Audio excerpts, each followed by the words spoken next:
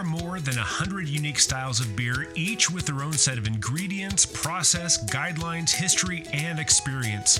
If you're a beer lover, an industry leader, or somewhere in between, a better knowledge of beer style will improve your life and your work. Welcome to A Sense of Beer Style, essential beer style training for those who want to lead in food and beverage. I'm Julia Herz. And I'm Jeremy Storton. We're advanced Cicerones, beer judges, home brewers, and we're excited to guide you through the vast and wonderful world of beer styles. Hello, everyone. Welcome back, or welcome your first time to Sense of Beer Style. We thank you for listening and watching. And we are in Belgian Tripel land, which is super exciting because it is such a staple style that if you're into beer, you're going to want to make sure that you are familiar with this style and drink it again and again. It's basically a strong, kind of pale colored beer, spicy Belgian yeast notes, known to be dry, but with some bitterness. And very straightforward in its ingredients, mostly easy to brew, right? This is not an advanced beer to brew, but it's got definitely history from the Trappist breweries in the beautiful beer country of Belgium. And Westmalle, the monastery that also has a brewery, kind of popularized this style. And it is about the fact that you've got three ingredients for some versions that was being paid attention to, and it's pretty simple and straightforward. I'm gonna let Jeremy talk about the ingredients, the main ingredients, while I open one. And if you're listening and not having one of these, we always say listen to the show, get primed, and then listen again or watch again, and bring yourself a beer next time, because that's the fun, is to kind of work your way through it. But you can just envision, if you don't have one, what's going on. Yeah, and I'm going to throw in a little extra historical note that I think is interesting before I get into the ingredients. But people think that these monastic beers have been around for centuries. The truth is, beer in Belgium was not great at the turn of the century, around 1900, not 20. But there was this just huge effort to make Belgian beer better, and the monasteries chimed in with that, and they started to get better. The problem is there's a couple little disruptions called World War I and World War II that kind of messed everything up. But this beer, the Belgian Tripel, really came into existence in the early 1930s at the Westmalle Abbey with the monks, and this is where they really started putting this out. Again, World War II came and ruined everything, so it took some time for they to get this back online. But here we are as of this recording, 2024. So we've had this beer for decades now, but it really feels like one of those beers that's centuries old. So just keep that in mind, that this is fairly recent history. So when you brew this beer, and you can brew this at home for all of you home brewers, we're going to start out with Pilsner malt. We're going to use some sugar, in my preference, Belgian candied sugar, which is also easy to make at home.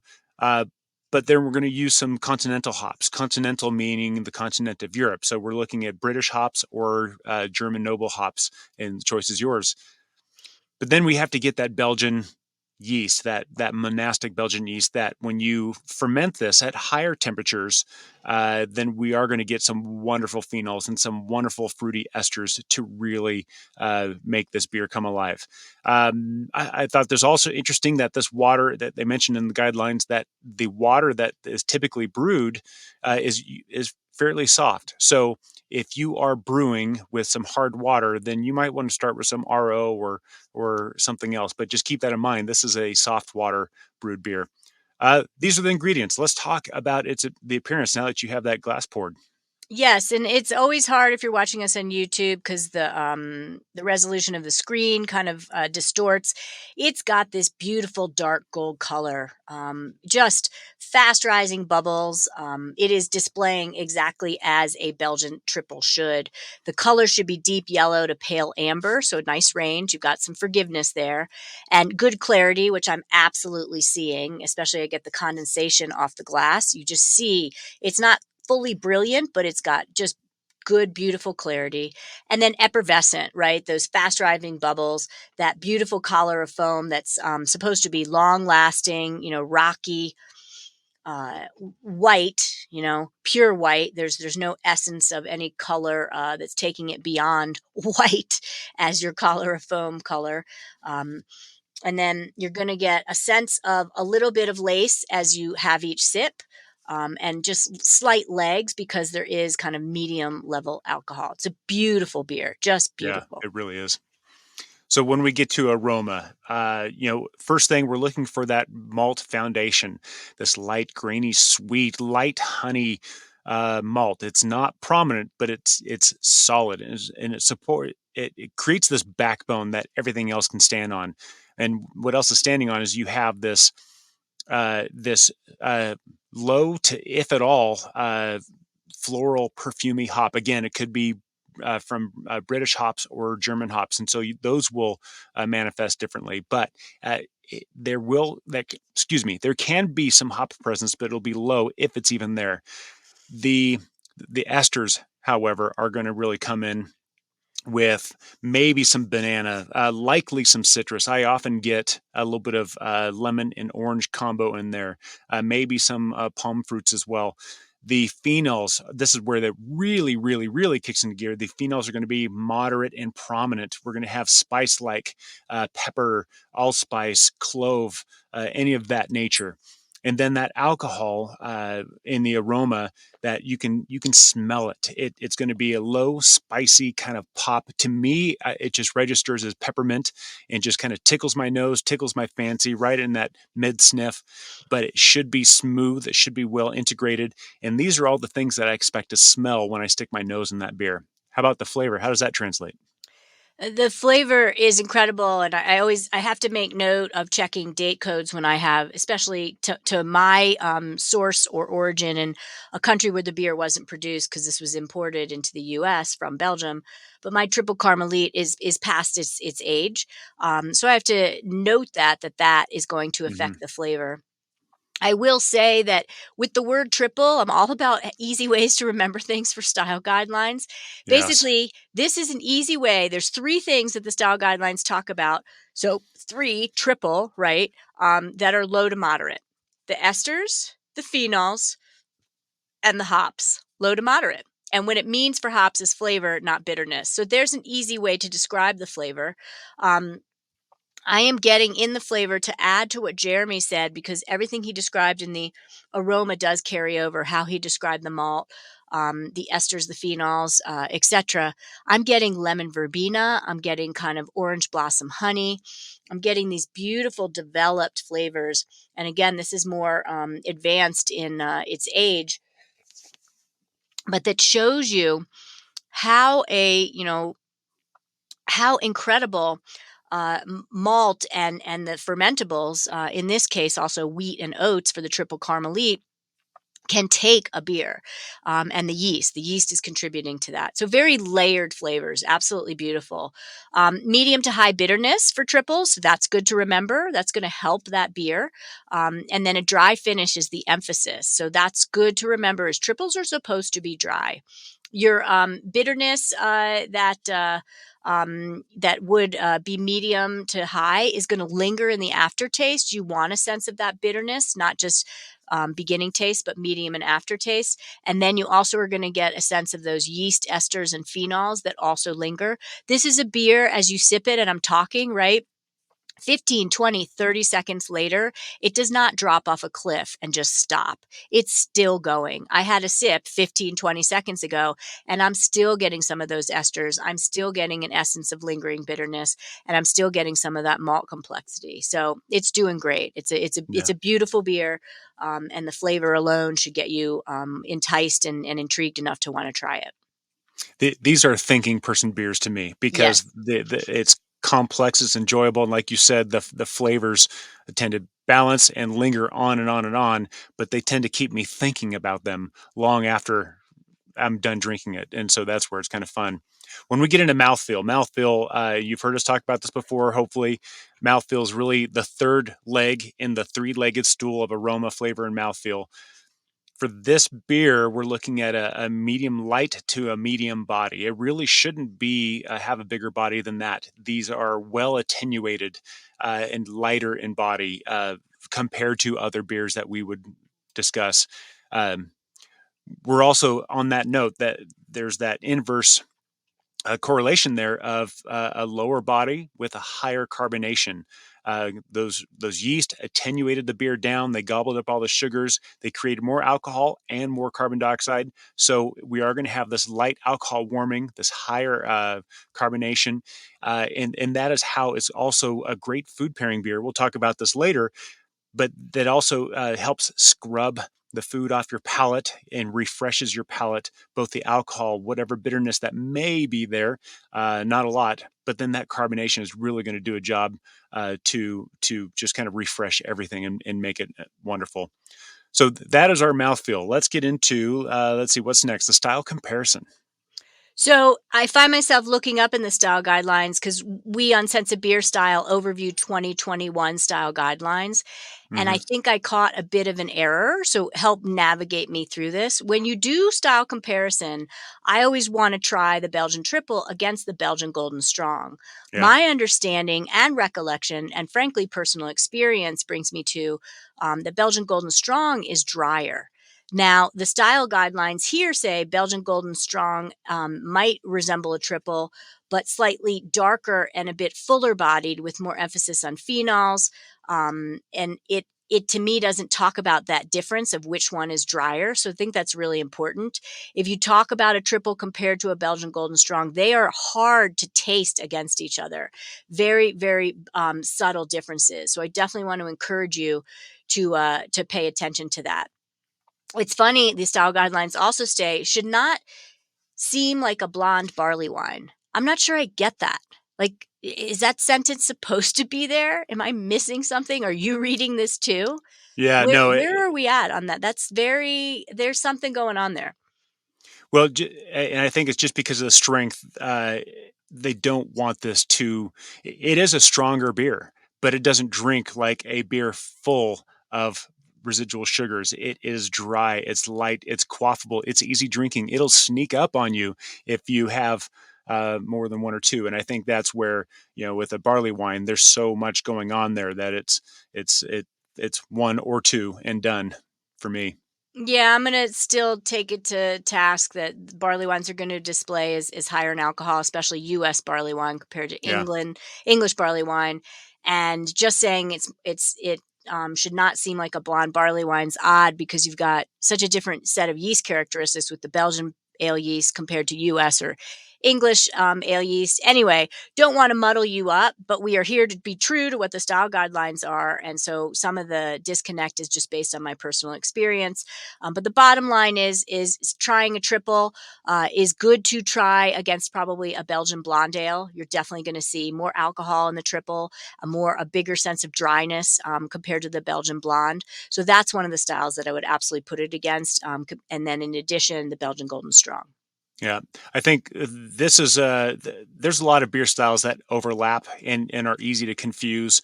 Belgian Triple and the Belgian Golden Strong are one of the classics where they're hard to discern between the two.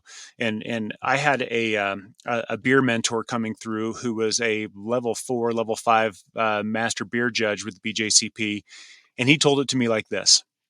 He told me that a Belgian triple is more phenol driven and a Belgian golden strong is more ester driven. Otherwise, they are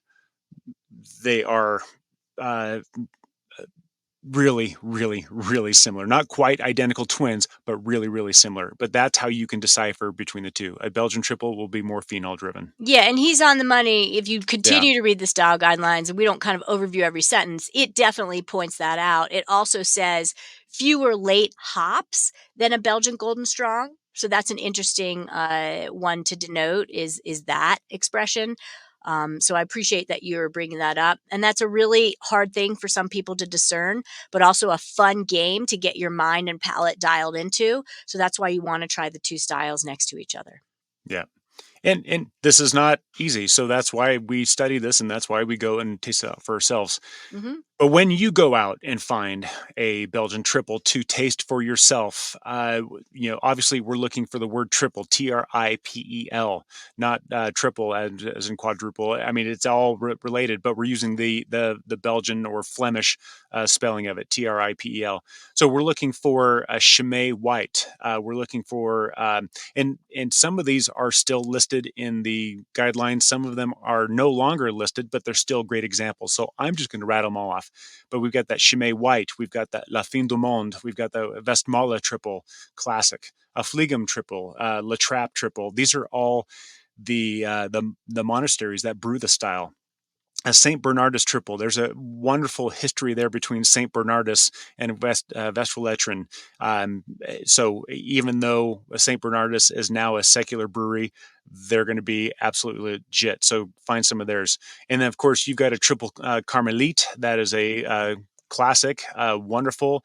I'm these beers are stronger. They can stand a little bit of age, but they also have a sweet spot. The last little thing I want to share with us too is, even though it's not a perfect example of this, another monastery just outside Rome, Trefontaine, has a triple with a little bit of eucalyptus into it. It's Nice. not easy to find, but it is sublime and incredible for food pairing. So if you don't mind trying a little different flavor with your triple, then by all means try and find that as well. That was really, really cool. So those are the commercial examples. And you want to talk some numbers now? Absolutely. So your vital stat study and or brewing calibration, like to start with alcohol by volume, 7.5 to 9.5%, 7.5 to 9.5% alcohol by volume. That comes from an original gravity of 1075 to 1085. So those numbers almost are 7.5 to 9.5. And then Yeah. final gravity is 1008 to 1014. So it does tip the scales to sweeter, but it is supposed to display and finish dry tasting. Some of that is balanced by the International Bitterness Units, range of 20 to 40. That's a pretty decent range. And then the SRM, or Standard Reference Method color, is 4.5, which is almost gold. Gold color is 5. 4 is a little paler than gold. Up to 7, which is kind of dark gold and starting to get to a light amber. And that's exactly where my triple Carmelite is Yeah. landing. Yeah. Yeah. For those of you who speak European Brewery Convention, where color range is going to be about 9 to 14. If you're a Plato person, your original Plato is going to be 18.5 to 21.5, right around there. And your final Plato, after it attenuates down, is going to end up closer to 2 to 3.5. And that's where we end up on Plato. When we get to the glassware and the temperature, honestly, if we're in the home country of Belgium, I'm looking for a branded glassware for each and every specific beer. That being said, if we have a generic glass that's ideal for this, then it would be kind of a goblet. I think of it as almost like a white wine glass with the top third chopped off. It's stemmed. This is a fancier beer. Fancier meaning it's more complex. There's more history. There's more nuance. So don't put it in a red party cup.